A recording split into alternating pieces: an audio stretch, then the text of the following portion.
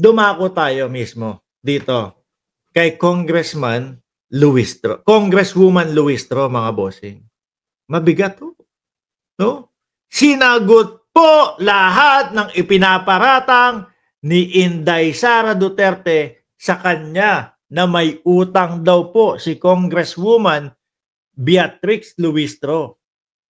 Mga bossing, kung hindi po ninyo alam kung ano po yung sinabi ni Inday Sara Duterte, mga bossing, ang sabi niya, nung tapos na yung kaso, eto na, magaling daw pong tumakbo si Congresswoman Luistro, tumakbo magbayad ng utang. At sinabi po ni Inday Sara Duterte, mga kababayan, mga boss, chief, amo, sir, madam, ma'am, bili na po kayo. Piso tumpok. Ang sabi niya po is, si Mans Carpio daw po na asawa niya ang kinuhang lawyer nitong kampo ni Congresswoman Beatrix Luistro, mga bossing. May naalala ko May naalala ho ako dati, mga boss, chief, amo, sir, na narinig ko, kaya itinago yung asawa kasi hinahagilap, no, nung mga kakampi ng administrasyon dati.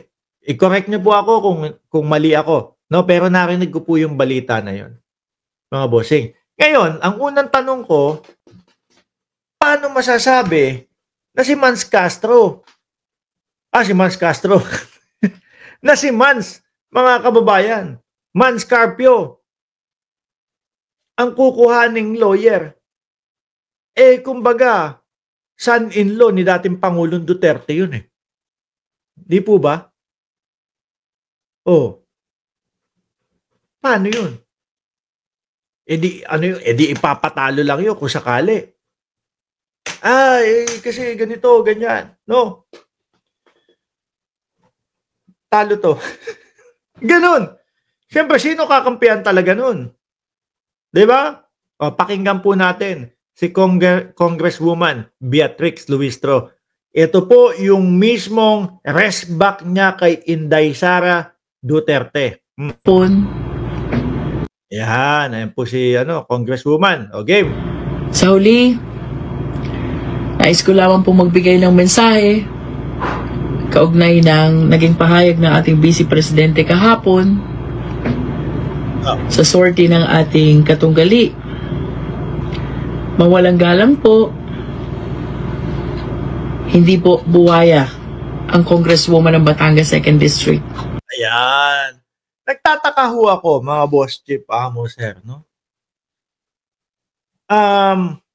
Yung mga, kasi ito, di ba? Yan yung mga sikat eh. Yan yung mga talagang magagaling ho sa Kongreso eh. Iniisa-isa hong bisitahin ni Inday Sara Duterte yung kanilang mga distrito. Inumpisahan, Benny Abante, pinakitaan ng muka ni Benny Abante na nakadila ho.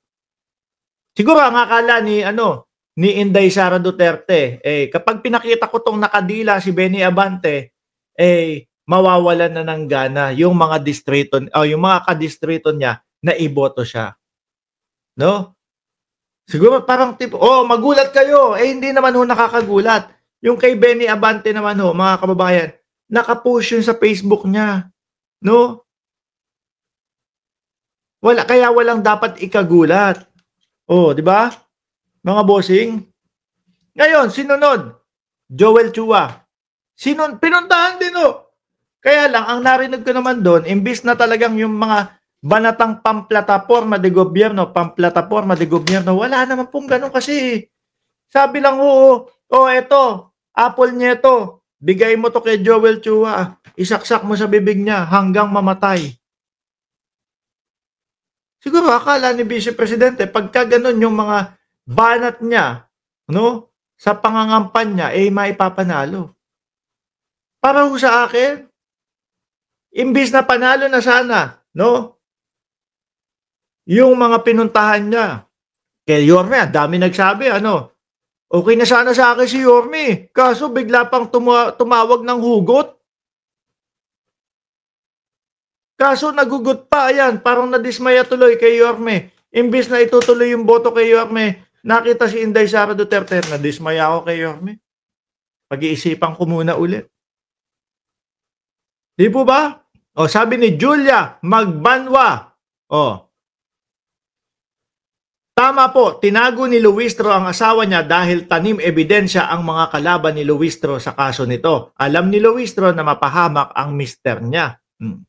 Yun, o, tuloy. Ang congresswoman po ng Batangas 2nd District ay congresswoman na nagtratrabaho sa tiwalang ibinigay ng taong bayan. Ikunho kasi sila kay Congresswoman Beatrix, mga bossing. Talagang kapag nasa kongreso,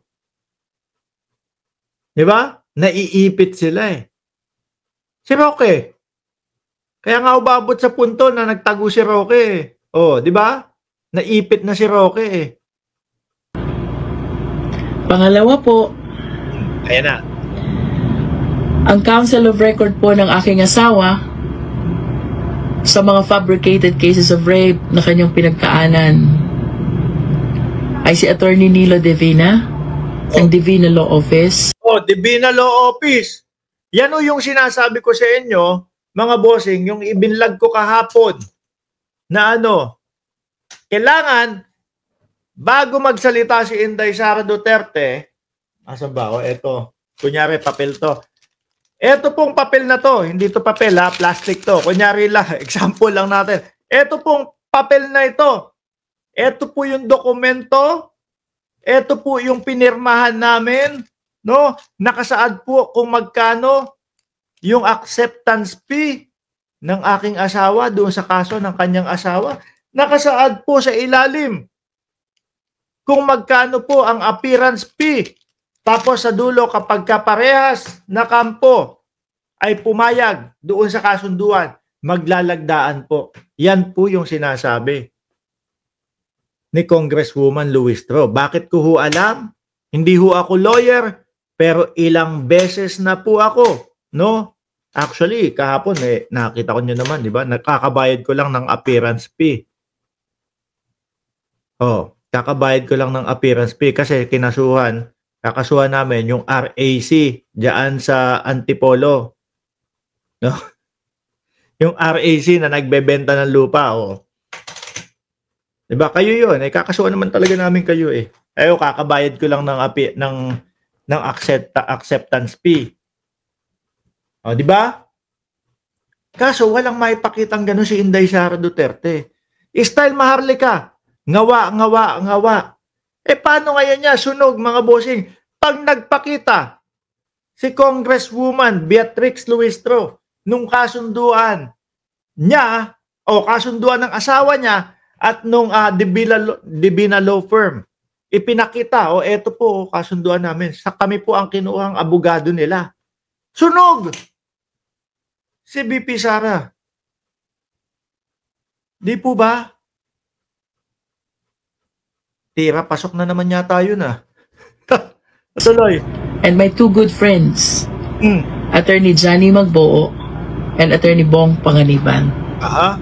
Pangatlo, kung ako man po'y may pagkakautang, ako po'y nakikisuyo, sana po ako'y mapadalhan ng pleading or entry of appearance o kahit na po anong papel upang akin pong maunawaan ang naging partisipasyon ng inyong law office sa fabricated cases of rape na naging kaso ng aking asawa. Ayan daw. Pakitaan nyo daw. Yun, yung sinasabi ko sa inyo, dokumento, nakasulat doon lahat, acceptance fee, appearance fee, tapos kung kunyari, usaping may makukuha na pera. Pagkatapos ng kaso na ito, ang law firm namin ay hihingi ng 2% na makukuha ang kabuuang danyos, no? Kapag ka na ipanalo ang kaso. May ganun pa yan. Tapos permahan. Ipakita nyo daw na yung Carpio, ano pangalan ng Carpio Duterte? Meron kayong kasunduan nila. Magbabayad ng utang, 8 million pa naman yung sinasabi niyong utang ni BP Sara, di ba? Eto mga kababayan, kapag yan, hindi sinagot ni Inday Sara Duterte, walang pinakita, yung deadma lang. So alam niyo na ibig sabihin nun. No? Ang ibig sabihin nun, mga bossing, patay sunog na lang. Kasi sinagot sila. Patay sunog na lang. Mga matay din ang sunog na yan. Huwag ka lang sumagot. Pasensya na po, pero hindi ko po ito maunawaan. Pero rest assured po na kung may makikita akong papel na nagpapatotoo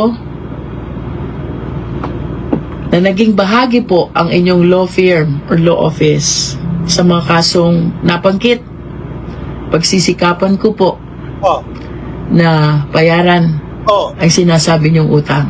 Sige na, labas na yung papel. Labas na yung dokumento. Labas na yung kasunduan. Kaso baka wala. Ang nakikita ko dito, dededmahin na lang. Pag tinanong ng mga reporter, Madam BP, nagsalita na po si Congresswoman Luistro. Ano po ang masasabi nyo? Iba na naman po yung isasagot. Kagaya po nung kay Atty. Claire Castro. Sabi po ni Atty. Claire Castro o ni Yusek Castro, kayo daw po saan nyo daw po nanggaling yung fake news patungkol sa, ano ba yun? Patungkol doon sa nakakulong si First Lady Lisa Araneta Marcos. Ang layo ho ng sagot. Yung tanong nasa Montalban, yung sagot to nasa Divisoria, mga kababayan. Di ba? Hindi ko lang po maintindihan. Siyam na milyon daw po yun. Siyam o walo? Siyam o walo. Yan, siyam daw.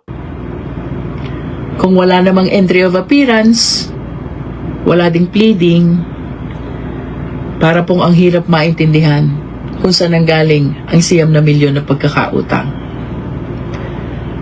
Ito pong hindi kagaya ng confidential funds, yung confidential funds may mga resibo na lumabas. May mga pangalan Kokoy